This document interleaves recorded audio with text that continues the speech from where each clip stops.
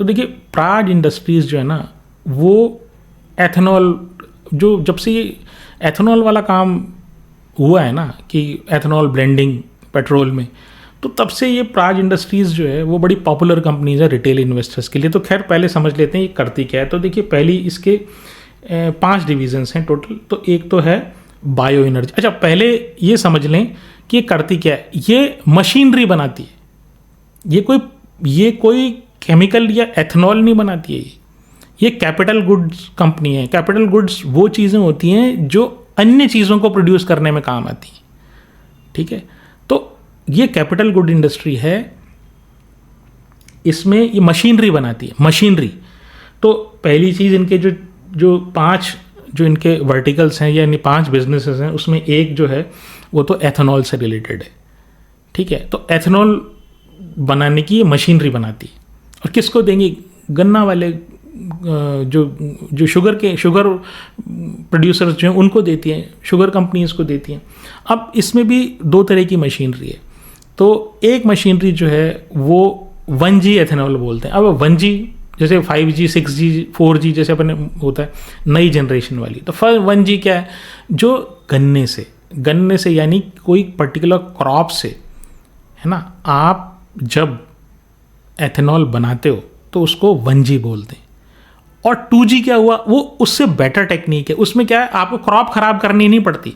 यानी यहाँ तो गन्ना जो है ना, गन्ने का जो शुगर बन सकती है उसकी जगह आप एथेनॉल बना रहे हो। और उसमें क्या होता है, जो 2G वाला है उसमें क्या होता है कि आप ये जो खेतों में जो आपके जैसे गेहूं है या मक्का है या कोई इनके जो इनका जो हार्वेस्ट करने के बाद जो उनकी जो टॉप जो उनका बॉटम बच जाता है ना, जिसको ठूंठ बोलते हैं, वो वाला जो है ना, वो भूसा और ये सब, जैसे आपने फसल काटी तो ऊपर का टॉप का हिस्सा आपने काट लिया और उसके बाद जो उसके स्टैंडिंग उसका प्लांट जो है वो बच जाता है, जिसको ठूंठ बोलते हैं अपन, वो सब से और ऐसे भूसे से लकड़ी का बुरादा हुआ और जो फॉरेस्ट में जो लकड़ी आपको वेस्ट आपको मिलती है, जैसे फॉरेस्ट जो होता है उसमें नीचे टहनियाँ टूट के छोटी टहनियाँ गिर जाती है ना, तो वो वाले उनसे फिर ये जो जब एथेनॉल बनता है वो 2G एथेनॉल कहलाता है, 2nd जनरेशन एथेनॉल, ठीक है। तो उसकी मशीनरी ये बनाते हैं। तो वो जो टेक्नोलॉजी है वो ज़्यादा इम्पॉर्टेंट और वो ज़्यादा प्रॉमिसिंग है, क्योंकि यहाँ तो फर्स्ट वाले में तो हम एक क्रॉप को जिसका एक ह्यूमन कंजम्पशन में इस्तेमाल हो सकता है उसको ले रहे हैं, उससे एथेनॉल बना रहे हैं। लेकिन यहाँ पर ये जो है ना, जो वेस्ट टाइप जो चीज़ है ना, ठीक है, वो चीज़ से हम एथेनॉल बना रहे हैं। तो पहली चीज़ ये। दूसरा ये फार्मास्यूटिकल इंडस्ट्रीज़ के लिए हाई प्योरिटी सिस्टम्स बनाते हैं। अब हाई प्योरिटी सिस्टम क्या? जैसे आपके पास कोई आई ड्रॉप हुआ, ठीक है, अब आई ड्रॉप आँख में डालते हैं पहले, तो आपके मान लीजिए किसी का आँख का ऑपरेशन हुआ। अब उस आँख के ऑपरेशन के बाद अगर वो कंटेमिनेटेड हुआ, वो लिक्विड, अगर उसमें कोई भी कंटेमिनेशन हुआ या दूषित वो उसमें लिक्विड वो दूषित हुआ, तो आँखों में आपको प्रॉब्लम आ सकती है। इसके लिए एक्सट्रीम हाई प्योरिटी का आपको पानी चाहिए या सॉल्यूशन चाहिए। तो वो सॉल्यूशन बनाने की जो कंपनी है ना, वो जो सॉल्यूशन बनाने की जो मशीनरी है ना, वो भी प्राज इंडस्ट्री बनाती है, हाई प्योरिटी सिस्टम्स। तीसरा क्या है, ये क्रिटिकल प्रोसेस सिस्टम्स भी बनाती है।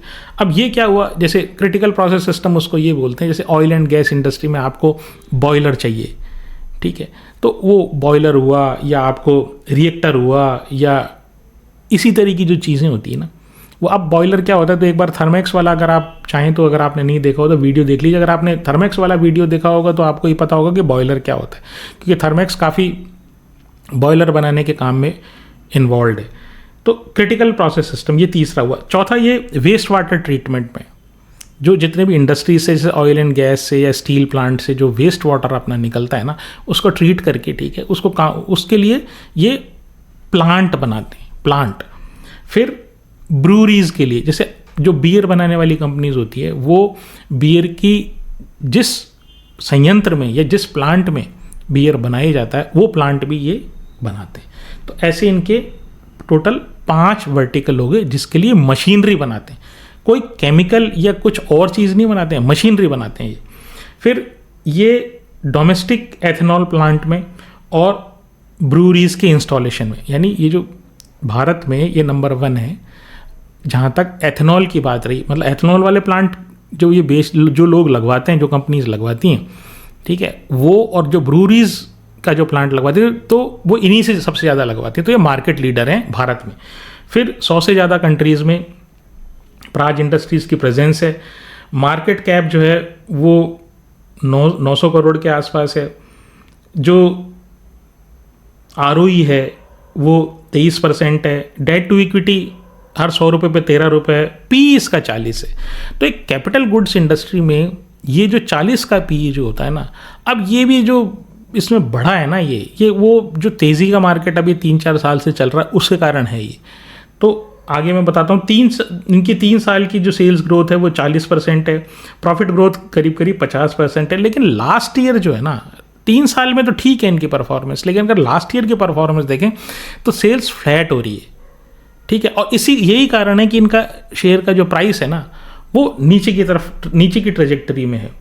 फिर प्रोमोटर के पास 33% है, FII के पास 19% स्टेक है, DII के पास 18% और पब्लिक के पास 30% है। अब इसमें देखिए मैंने क्या कहा, ये इशू क्या है। एक चीज़ तो ये है कि इसका पी बहुत हाई है अभी, और इनके सेल्स जो है ना पिछले साल में ये फ्लैट हो रही है। और दूसरी बात ये है कि ये जो डिपेंडेंट है ना, कंप्लीटली डिपेंडेंट है, वो अपनी एंड यूज़र इंडस्ट्री पर है। यानी कि शुगर इंडस्ट्री से अगर डिमांड आएगी तो इनका प्लांट बिकेगा, ब्रूरी इंडस्ट्री से इनका डिमांड आएगी तो इनका प्लांट बिकेगा, फिर फार्मास्यूटिकल से आएगी तो इनका प्लांट बिकेगा, और इसी तरीके की सब चीज़ें। एक चीज़ तो ये। दूसरी चीज़ क्या है कि वर्किंग कैपिटल की रिक्वायरमेंट ज़्यादा होती है, कि आपको जब ऑर्डर मिला और प्रोजेक्ट का फाइनलाइजेशन होगा तो उसके बीच में आपको माल तैयार करके रखना पड़ेगा ना, तो उसके लिए वर्किंग कैपिटल की रिक्वायरमेंट इसलिए होती है। और कोई इशू इसमें मुझे लगता नहीं है। बस एक तो डिमांड साइड का इशू है, क्योंकि ये साइक्लिक इंडस्ट्री है। मतलब जब जितने भी कैपिटल गुड्स इंडस्ट्रीज़ है ना, वो एंड यूज़र इंडस्ट्रीज़ के ऊपर डिपेंड करती है। तो जब उनका भाग्य पलटेगा तब इनका भाग्य पलटेगा। अभी मेरे हिसाब से इसका जो प्राइस है ना वो थोड़ा सा हायर साइड में।